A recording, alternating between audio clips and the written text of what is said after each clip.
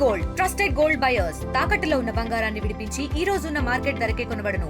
మరిన్ని వివరాలకు సంప్రదించండి 7710777020. కర్నూలు జిల్లాలో కరోనా కలకలం సృష్టిస్తుంది.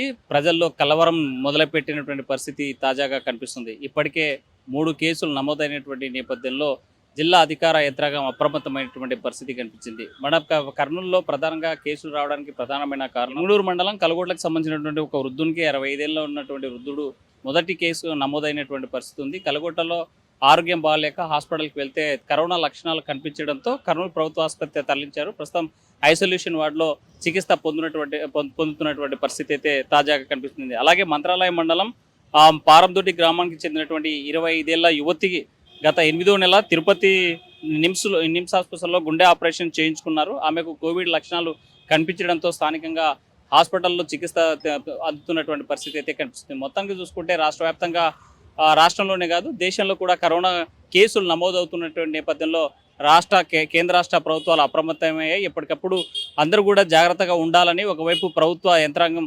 హెచ్చరికలు జారీ చేస్తున్నటువంటి పరిస్థితి అయితే తాజాగా కనిపిస్తుంది. కానీ కర్నూలు జిల్లాలో నమోదైనటువంటి 3 కేసుల్లో కూడా అధికారికంగా ఇక్కడ ఉన్నటువంటి అఫీషియల్స్ ఇప్పటికి కూడా ధృవీకరించినటువంటి పరిస్థితి. వాళ్ళకి ప్రత్యేకంగా ఐసోలేషన్లో చికిత్స తీసుకుంటున్నా కూడా కరోనా లక్షణాలు ఉన్నాయా లేదా, కరోనా వ్యాధి బారిన పడ్డారా లేదా అనేటువంటిది అధికారిక ప్రకటన చేయాల్సినటువంటి అవసరం ఉంది. అయితే మరోవైపు కరోనా లక్షణాలు ఉన్నటువంటి నేపథ్యంలో కలగొట్లలో కానీ లేకపోతే మంత్రాలయం పారందొడ్డిలో వచ్చినటువంటి కేసులు కానీ ఆ ప్రాంతంలో ఎలాంటి కూడా కనీస ప్రికాషన్స్ తీసుకోవాలని హెచ్చరికలు కూడా జారీ చేయనటువంటి పరిస్థితి అయితే తాజాగా కనిపిస్తుంది.